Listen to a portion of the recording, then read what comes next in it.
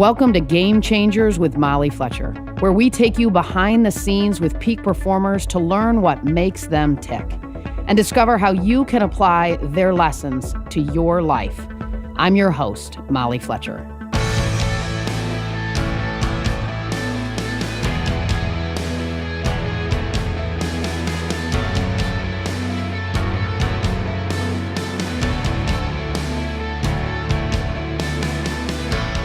All right, I've got a couple questions for you. Do you feel overscheduled or maybe a little bit overloaded? Do you find yourself in pointless meetings?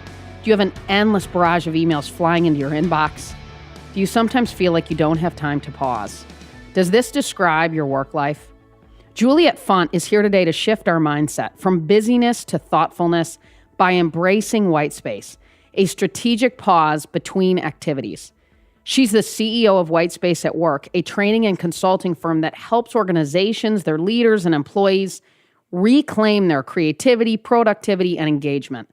On today's episode, we talk about the big difference between activity and productivity, the four thieves of productivity, and the huge cost of our culture of busyness at work.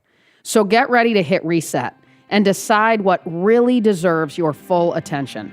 Here's my conversation with Juliet Funt.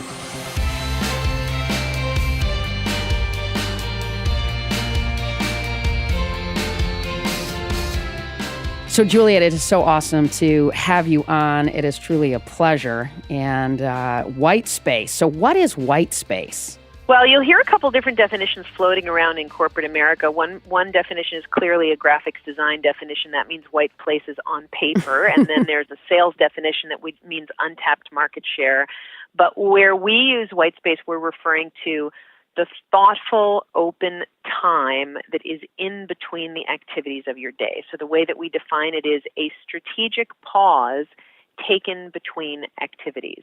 And so whether that pause is a half a second or 3 seconds or a half an hour, the idea of having white space in a corporate culture is that there is oxygen to feed the fire, that there's time to think or pivot or recuperate or breathe or strategize or do whatever you need to do in between doing the next task and the next and the next and the next. Yeah, sure.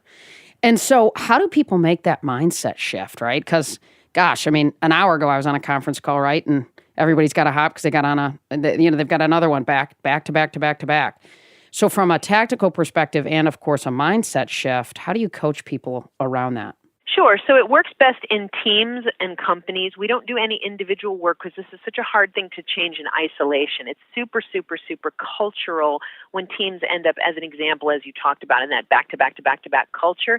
The reason that they're doing it is because it's cultural and it's a norm, and everybody says yes because everybody says yes. And there's a wonderful phrase called symmetric inertia, which means nobody changes till everybody changes, so nobody changes. And so they just are always stuck in whatever culture they're in.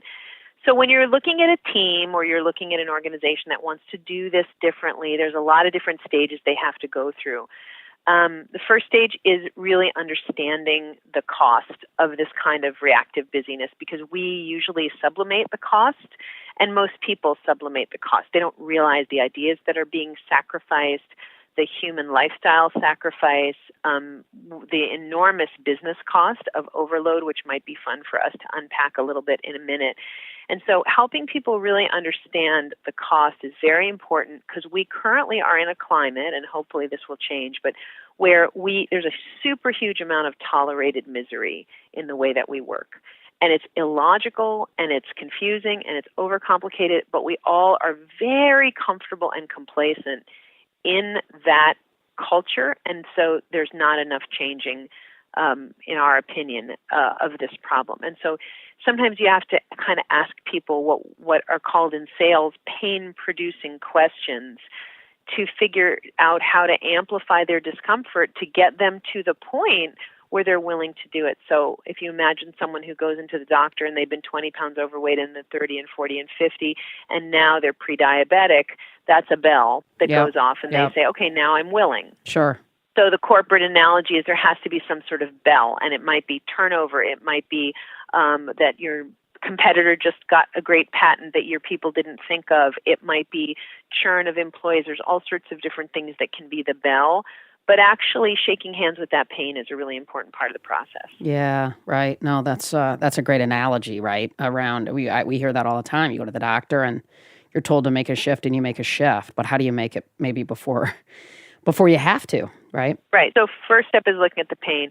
And from a monetary point of view, these days, one of the things that we sort of do differently than a lot of people in our space is we spend a lot of time thinking about the monetary pain.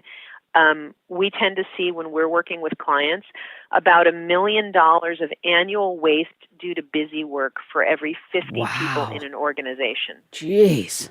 That's So when you absurd. start extrapolating that, it's crazy, Sure, crazy at numbers. So I scale. just processed a report for a group of 1,800 people, and they're wasting $33 million a year in CCs and interruption recovery time and stupid meetings they shouldn't be sitting in, and just, a crazy amount of stuff that keeps them from having this thing that we started talking about, white space. And so the busy work topic is really, really integral to the creating white space topic, because you have to move the busy work aside in order to kind of excavate out that thoughtful time that is sitting there waiting for you to have it, but is buried under junk.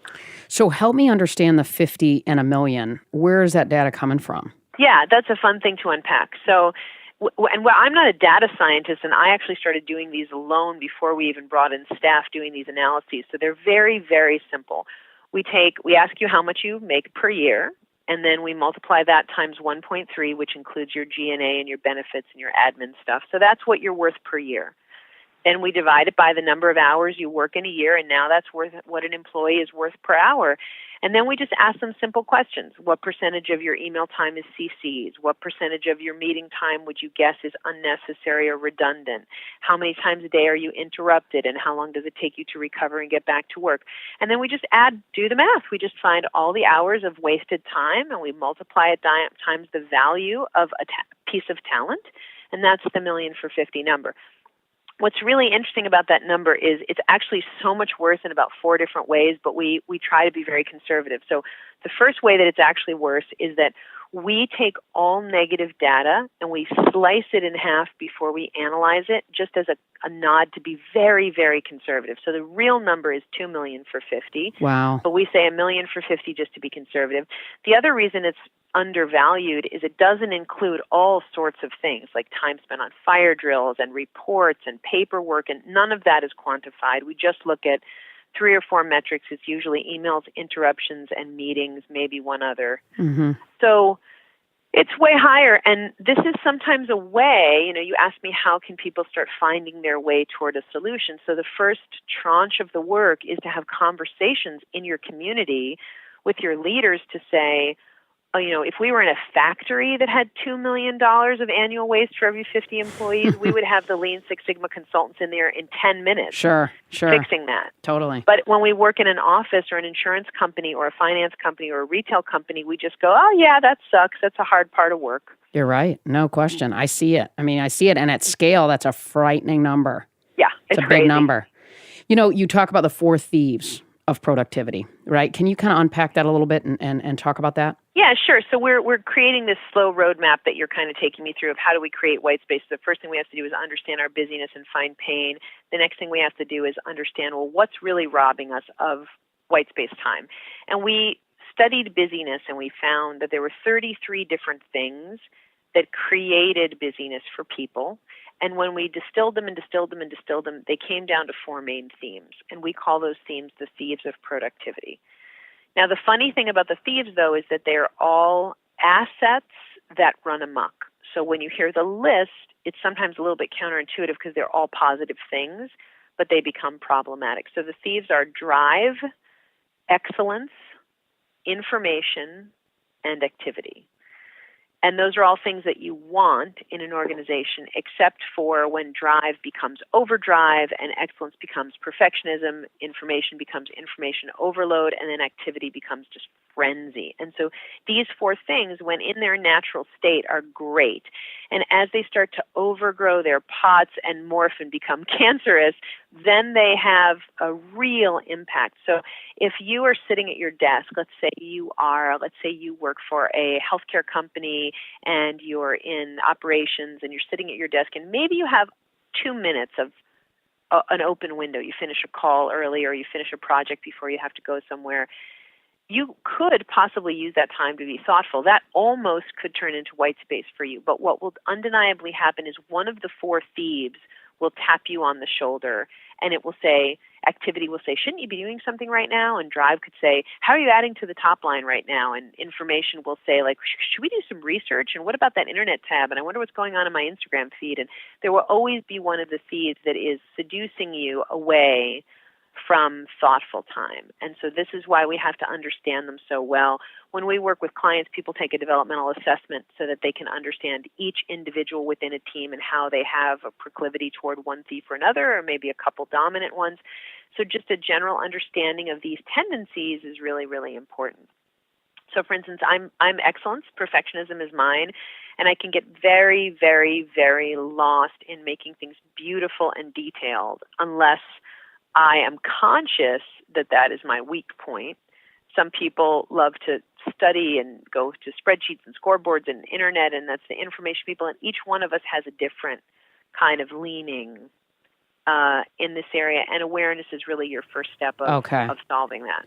And so once you have that awareness, so how do you navigate sort of that perfectionism to sort of minimize, the impact that it can have in a negative way, potentially, right? And robbing you of your white space. How do you deal with it? We could take a right turn specifically into perfectionism if you want. It's such a shared problem for so many people. I think one of the things that's really important to acknowledge about perfectionism is that it is amazingly important and it has beautiful outcomes. You know, when I sent our business cards back 4 times in a row to the, eye rolling of my operations manager, it created for me a business card that literally makes me happy every time I touch it. It feels right. It's the perfect thickness. It's gorgeous. I finally got the teal right. It impacts people. They go, ooh, that's a nice card. It elevates our brand. It's so worth it. And someone would say, what a crazy lunatic you are, because it's a business card. But when you elevate a brand, you do so by imperceivable touches that a buyer is not aware of. And so I will never, ever tell anybody that perfectionism is not incredibly valuable. But the linchpin determinant of how positive or negative it is how much control you have of when you turn it on and when you turn it off. Mm-hmm. So if I say to myself, you know what, that business card is really important to me and I'm fine with 4 revisions, then that's conscious.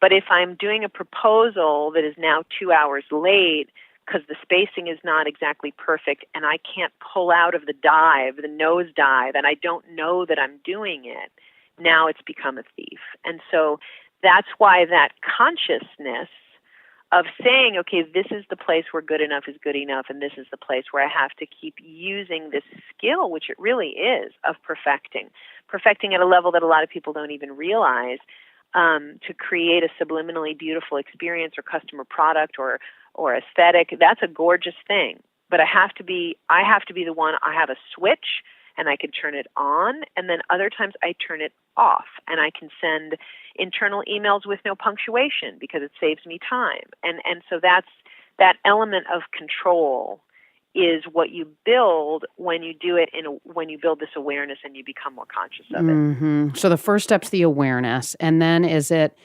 kind of keeping that awareness front and center in your life every day, throughout the day, so that you can sort of stop and catch yourself in those moments? Yes, and it also helps. That's why we only teach in teams, because it's really helpful if everybody is aware. For sure. So let's say, hey, somebody raises their hand in a meeting and they're on the 60th page of a deck that could have been a conversation, and they can raise their hand and say, guys, I think we're getting lost in information now. Or when a professional team has 9 projects that they've prioritized for 1 month, and someone can say, like, I think this is drive taking over here. I think we need to pull back on this. So common language in a team around it brings awareness to a different level because we can kind of call each other on it a little bit. And I think that's yet another layer of how positive this awareness can be. But yes, as an individual, the idea is to track your moments when you start feeling that kind of claustrophobic, anxious, tense, overloady feeling in your body, is to sort of track and say which of the thieves is assaulting me right now. Am I getting lost in one of them? And a lot of times it's just activity. It's just activity are the people who like to just do a task, check it off, do the next task, check it off, and keep going and keep going and keep going and have a Red Bull and check the next task. And they love that. They love that ride. For sure. Just feels like, wow, I checked 17 boxes today. And sometimes it doesn't even matter what's in the box or if it has any semblance of business relevance. It's just so fun to check it off.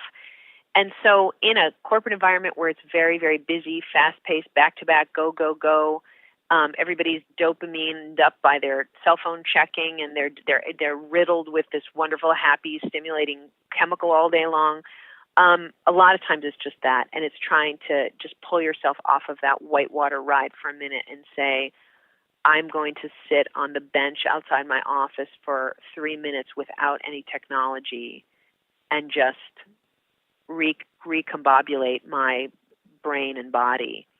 And that can be a very important time too. For sure. And I remember hearing you say once that white space isn't meditation. Is that correct? And so It's just giving yourself some space to just think. And do you find when you do that things bubble up as you're sitting on that bench for 10 minutes, like, oh yeah, you know what, maybe I should follow up on that previous call, or this would be a helpful thing for me to do for somebody that works for me or with me, or what happens in that 10 minutes that you have found that would help a leader believe this? Yeah, so many different things. Right. So let's do the meditation piece first. So meditation and mindfulness both have instruction. They have a thing that you're supposed to do, and then your mind wanders off, and then you come back to the thing. So it's either breath, or you're paying attention to senses, or food, or being present. But there's instruction, and you know when you're straying, and you know when you're coming back. The difference with white space is that there's no guardrails or instruction. It is a time when your mind can do anything that it would like to do. Now, we do teach learners when they're practicing white space how to structure that time a little bit for themselves, because it can get a little daunting to have that much freedom. But here are some of the different things that happen during this time and why business owners should see it as incredibly valuable. One side of the coin is recuperative, and this is the smaller side in business, but it's very important, and that is just rebooting the brain and body the way that an Olympian would take a break between sets, that recovery time. So we really underestimate the human body and the human brain's need to have this rebooting time, and we just keep going and going and going. Now, what this looks like then, if you're a salesperson or a customer-facing person or a dentist or anyone who has to keep showing up in front of other people, the last third of your day, you think you're present and vital, but your energy is clearly waning and everybody around you knows it. So we start losing the ability. It's just not possible to be on that hard for 8 hours a day without a break, or 10 hours a day without a break. So that recuperative element is very, very important, especially in sales. But then the constructive side of that time is where we really have made a case for why white space must be in every business. Constructive white space is when you sit on that bench and you think about the things at work that you don't have time to think about. You think about what element of strategy am I missing talking to that one client from the chocolate company who just never ever hears us, or what is my competitor seeing that I'm not, or where do we really want to be in this company in 5 years, or what kind of leader am I really, how do they talk about me in the break room, or a million other things that you just don't ever have a minute to think about because your body is in constant motion. That some of the richest outcomes of our professional life are sublimated by that stimulation desire and going back to some CC email or walking into the next meeting, and we never even have those thoughts. Okay, real quick, I want to tell you a little bit about our negotiation workshops, Game Changer Negotiation Training. After over a year of design and pilots all over the country, it's finally here. It's a one-day in-house transformational negotiation experience. The methodology is centered around building better relationships with people that we negotiate with in order to connect, do more deals, and do them faster. Visit GameChanger360.com or just email us at info@mollyfletcher.com if you're interested in learning more.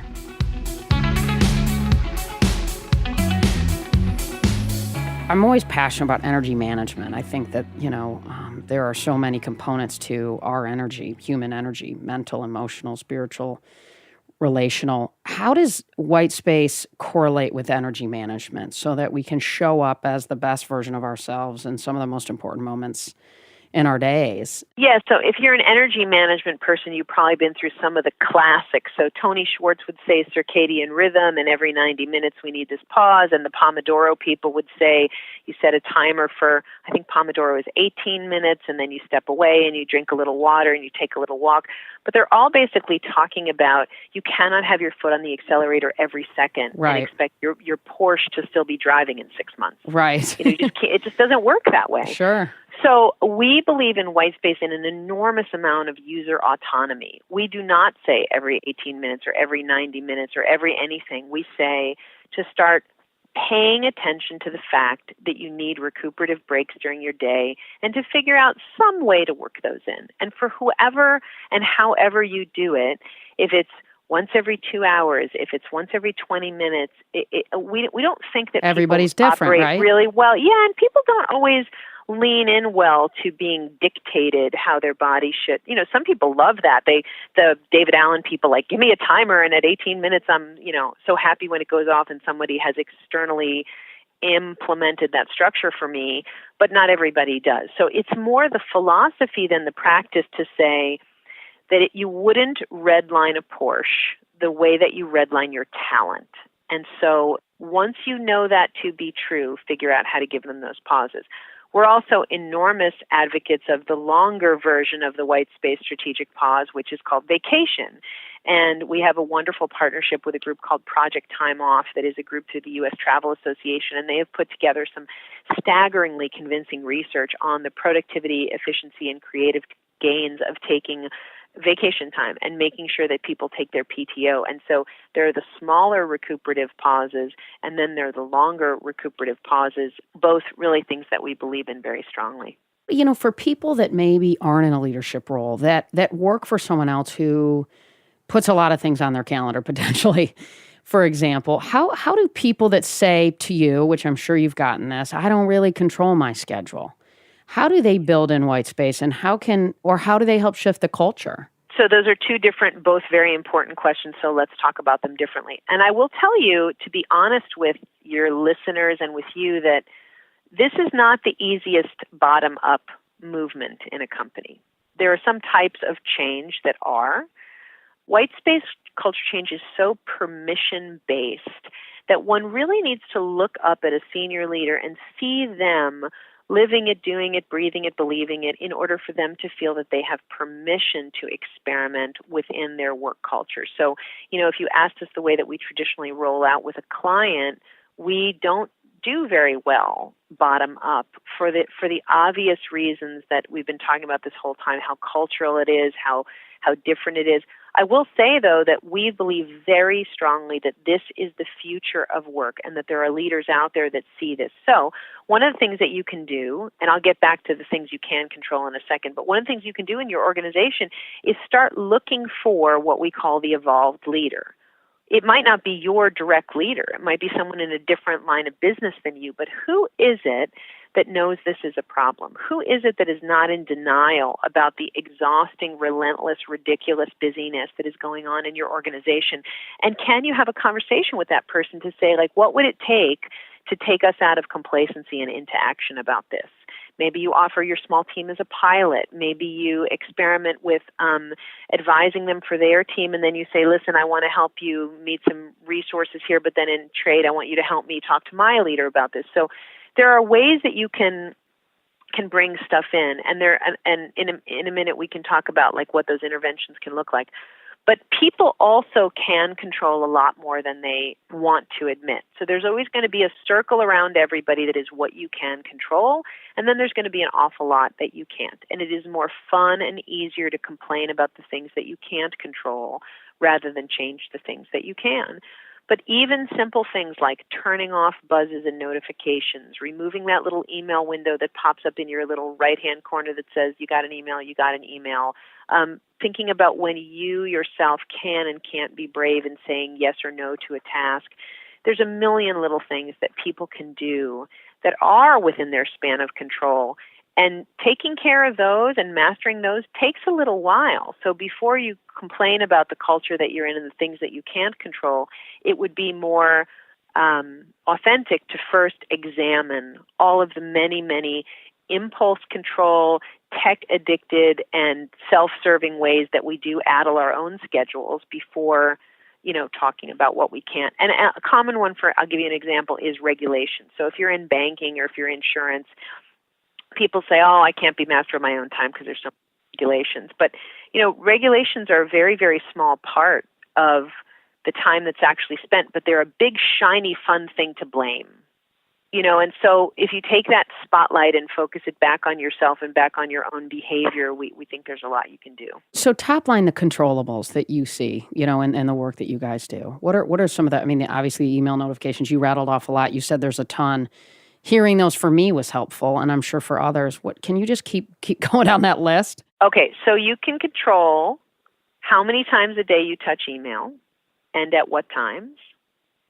You can control how many times a day you touch your cell phone and with what kind of protocols around it. How many apps, how many notifications, how many bings, bells, whistles are you allowing to intrude upon your day? You can control your to-do list and what you consider to be a human amount of things to accomplish in a day rather than a crazy, robotic, superhuman amount of things that is simply written on that piece of paper in design to make you feel predictably horrible at the end of every single day. You can control your own impulse control, which is a very big topic. I always love to tell this story. When my oldest child was about 2.5, we took Daddy out for Father's Day, and we filled a big basket with chocolates and candy and whiskey and cigars. And our plan was we're going to drive up to the restaurant. The basket was in the trunk. We go in to eat dinner, and then the valet was going to give it to the waitress to bring in at dessert. And we talked about this over and over and over and over. And the plan was incredibly clear. And then we pull up to the front of the hotel, and Jake gets out of the car, and he turns to Daddy, and he goes, "There's a big basket in the trunk for you. It's full with candy." And because that childlike sense of this is bursting inside of me, right? But impulse control alone is something you could work on for a year. So the reasons and times that you interrupt people, the reasons and times that you text people, when you have a need to determine if it's actually tactically time sensitive for your business or if it's only emotionally time sensitive because you really, really, really, really feel like asking the question at that moment, working on your own impulse control is a grand project that one can work on themselves. Another category, if you want me to keep rattling, this is good stuff. No, this is deployable for people right now. I can rattle and rattle. So working on your own communication and boundaries is a very big one. We have a white space tenet in our training program called the 50-50 rule that says half of everything that bugs you at work is 50% your fault until you've asked for what you want. So there is an enormous amount of pain at work that people just haven't said. They've gone around the corner and said, oh, I hate this Wednesday staff meeting, but they haven't gone to the person who calls the Wednesday staff meeting and say, exactly what are we accomplishing here. So, I could keep rattling, but I won't believe people who come up to me and say, it is impossible for me to create white space because I work for a dictatorial leader. It's harder, but it's not impossible. You got to focus on what you can control. We used to talk about that with our athletes, right? You can't control the refs' calls. You can't control so many things when you're an athlete. But there are so many things you can, effort, attitude, mindset, all that. So I think that is and own it. You're saying own it, right? Yep. And so just to dig into the application a little bit more, meetings. What are some ways to schedule and run more productive meetings? We see, I know that's one of the components that you sort of measure, and you hear a lot of people complain about unproductive meetings in the world. Give me a little bit of nuggets on that one. Sure. I know you've had Pat Lencioni on, one of my favorite humans, and he has wonderful stuff you can Google on internal meeting stuff. And we do that as well, but we like to start a couple steps earlier, which is to talk about why are you in the meeting in the first place. So that's like the more important question from a white space perspective is, how are you balancing different needs at work? So for instance, the analogy I like to use is that I would very much someday like to be executive platinum status on an airline because it seems really exciting and fancy to be executive platinum, and you get upgraded all the time and you get hot nuts every day, and who wouldn't want to be executive platinum, right? But I also really like spending time with my children. And the more that I travel, the closer I get to executive platinum and the farther away I get from my children. And so as I'm planning my year, I can say, well, I could take a couple extra recreational flights or legs, but that's less time with the kids. And those are two earnest desires. Hopefully the one for my kids is much stronger than the one for executive platinum. But they're both things that I'm drawn toward. I'm drawn toward the privilege and fun and luxury of that perk. I'm drawn toward being a certain kind of mother and spending time with my children.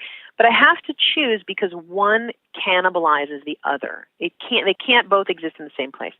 So people at work crave two things that conflict. They crave inclusion and they crave the freedom of not attending meetings. And they fight between these two desires. So they want this feeling of, I want to be in on everything. I want to hear it. I want to feel like I'm sitting next to the leader and showing off that I'm sitting next to them in this meeting. But then they also go, oh, I want time to do real work so I don't have to do my real work at 11 o'clock after the kids go to bed. And so that is an area of awareness that is really, really important to bring into this, is asking yourself when you're saying yes and no to being involved in projects, committees, meetings that you do have discretion over, is this a part of the desire for inclusion, or is this actually a good choice for me? And how much of that is emotional and how much of that is professional? Because corporate cultures are a lot like middle school. There's the cool kids and there's the tough guy and there's the everybody wants to be in the right little table at lunch. And so, being aware of those middle schoolian desires, I think, is a very, very big part of this. So that's step number one. Step number two is building awareness of when meetings are and are not necessary in the first place. So we have a white space technique in our training called SBH. And the instruction is that you sit in meetings, and as soon as you notice that you are neither benefiting from nor contributing to the meeting, you notice that you feel bored, instead of moving into digital distraction or touching your device or doing something that you are pulled out of the boredom from, you sit in the boredom and you acknowledge it, and you say inside your head, SBH, shouldn't be here, shouldn't be here, shouldn't be here, shouldn't be here, shouldn't be here. And you force yourself to sit in that clear awareness that you are wasting your own time. Now, why do we force you to do that? Because as you build clarity and as you don't distract yourself with some digital fun, which people tend to do in that moment, it gets clearer and clearer and clearer to you that you're just simply wasting a moment of your day. And that is going to push you to hopefully consider some type of action, to ask a leader to do it differently, to say, maybe, is there a portion of this meeting that I need to attend, but I don't need to attend the 30 minutes after when I present, when there's nothing to do with me and I'm just trapped in this room, and to be more brave about that 50-50 rule about saying what you need to be different. I was doing a speech in Peru, and I take people down the percentages. I say, how many of you sit in about 40% unnecessary meetings, 30%, 20%, 10%? And then I said, in this particular room, is anyone here in 0% unnecessary meetings? And this very dapper guy in the front row named Carl raised his hand. And I paused and I said, Carl, you're not by any chance the person who calls all the meetings, are you? And he said, yes, I actually am. And that's the most predictable thing that could have happened in that room, because the people who call the meetings think that 100% of them are important. And so, really the next tidbit that we should pivot to here is a leadership call to action to say, to really, really think through the cost of having people sitting in all these unnecessary meetings, and to be very judicious as you're adding people to that list, never inviting anyone to a meeting just in case, never inviting 2 layers of redundant management to a meeting, never ever inviting yourself to a meeting as a leader just to show your face. You can do that for 5 minutes and say, I now leave you in the capable hands of Ted, and you can walk out. And so that leadership piece is really, really important to touch in meetings as well. And so what would be the 2 or 3 things that you would tell a leader to do right now to try to create more white space for themselves and for their teams? And then what would you tell as a emerging leader, or somebody inside of a team that doesn't have the control potentially that the leader has? What would you tell them to do right now to bring awareness to this and try to make a little bit of a shift? Okay, so I think that I'm assuming that most of your audience is corporate. Is that a fair Very assumption? fair. Yes. So there are 3 doorways to get a company to care about white space. The first doorway is the doorway of ideas. These are companies that want more great ideas, and busyness is dampening people's ability to be creative. The second doorway is the doorway of the heart, and this is companies where they are uncomfortable with how miserable people's work life is. They don't want people to be missing their families and be tired and be overweight and be stuffing Red Bulls, but they don't know, they don't know what else to do. And then the third is the doorway of the dollars, or the quantification that we talked about earlier. Now, you and I, as professional thought leaders in the area of humans, would love to think that ideas and heart would be, dominant, but they're not.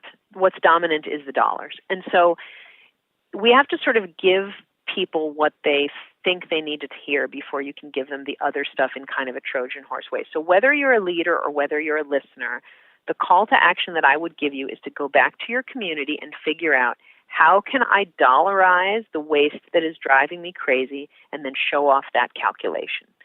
So for instance, now if anybody who is listening happens to be a leader over a population of 500 or more, we have a free tool that we will give them. I can give it to you in the show notes that they can do it, but we only give it away for 500 or more.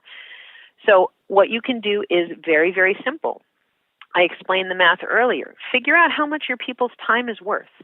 And then just start spitballing some ideas of how much time you think they waste. Ask them, talk to them, do a Survey Monkey survey. Try to get some guesses about what percentage of the email is garbage, what percentage of the meetings are garbage, how many times a day do you think people are working on a report that nobody reads? These are really, really important questions.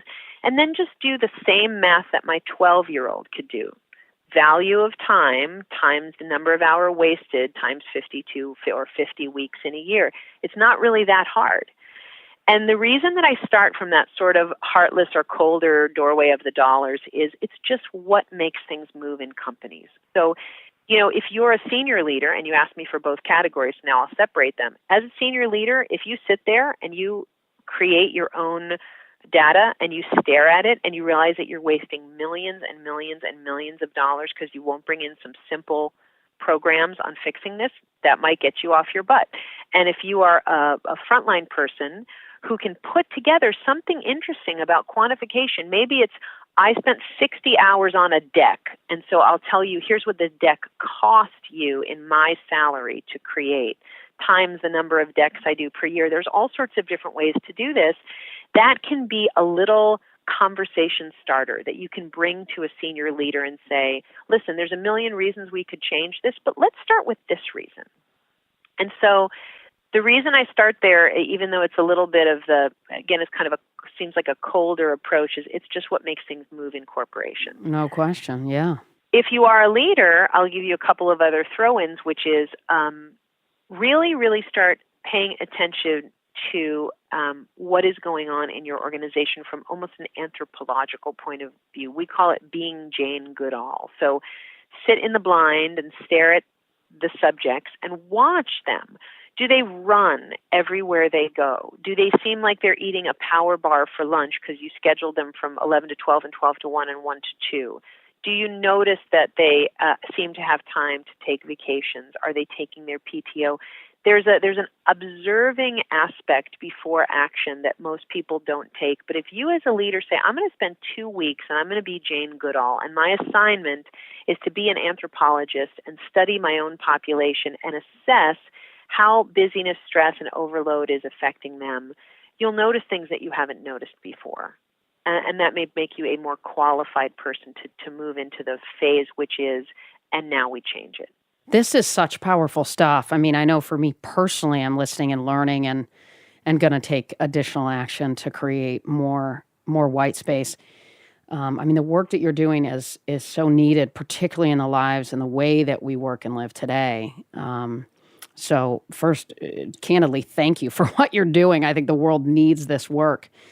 And also, I wanted to ask you, where can people get more information about the work that you're doing, that White Space at Work is doing? Sure. So I'll give you 2 locations. So a lot of people like to see what we're up to, and so we have a trial that we offer to anybody who wants to use it with their team. It's actually a wonderful tool. It's 3 lessons, the first 3 lessons from our digital course, and we advocate that teams do 1 lesson each week together for 3 weeks, and then they meet on the 4th week to discuss application ideas.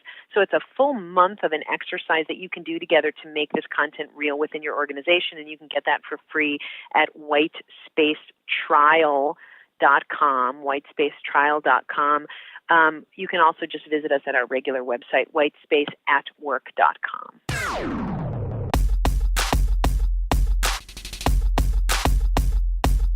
Okay, so we end with a rapid fire section where I'm going to fire off some questions, and you are quick and smart, I can tell. So fire off whatever comes up for you. So, favorite book? Matthew Fox, The Meaning of Work. Okay. What's the last book you read? The last book I read is called Swamplandia, which is an amazing fiction book about this young girl who works in a gator farm in Florida. So the next time you need a little bit of escapist fun, Swamplandia. It's really, really, really, really well written. Swamplandia. All right, girl, I'm jumping on my Amazon Prime and knocking it out. Who's a leader you admire? Pat Lencioni. Pat is my model, my favorite. I love that he doesn't read other business books. I love that he is so boundary that you can never talk to him. I love his levity. He's my fave. You know what? We have a connection point there too, and I was so humbled and honored to have him on our podcast. But he is an incredible man. I've had a chance to have lunch with him before, and he's certainly a thought leader and a good man. Right? That's the most important component. What advice would you give your younger self? Just not to hold on so hard. I think that when you are a high-performing person, you'd steer the ship a little too hard with your fingers a little too tight on the steering wheel. I think that would probably be the first thing that comes to mind. So the show's called Game Changers. So my last question for you is, who's a game changer that inspires you and why? So my friend David Covey, who's one of the Covey brothers. And I were having dinner in an Indian restaurant a couple of years ago, and he was telling me about the way that he raised his children, and that was that every year they would live in foreign countries for 2 or 3 months as an exploration of different cultures. And I became obsessed with this idea. We went and lived in Spain for 6 weeks last year, which has led me to the next year of my life. We're going to be running the business from the road and traveling full-time as a homeschooling family, all inspired by Mr. David Covey.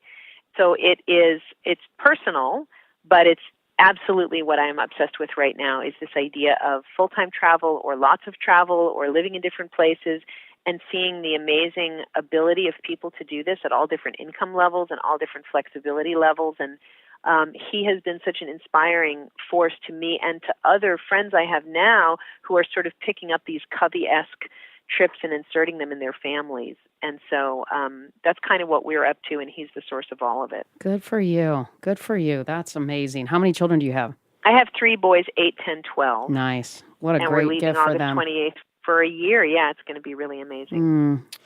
Juliet, thanks so much for coming on today. Your insights into creating more white space is so powerful and so helpful. And I know I'm going to take action on some of this stuff, and I know people listening will as well. So thank you. Thank you. Great to be here.